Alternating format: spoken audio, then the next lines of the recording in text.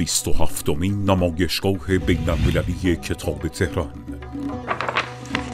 10 تا 20 اردیبهشت ماه، مصلی بزرگ امام خمینی رحمت الله علیه، ساعت بازدید 10 صبح تا 8 شب.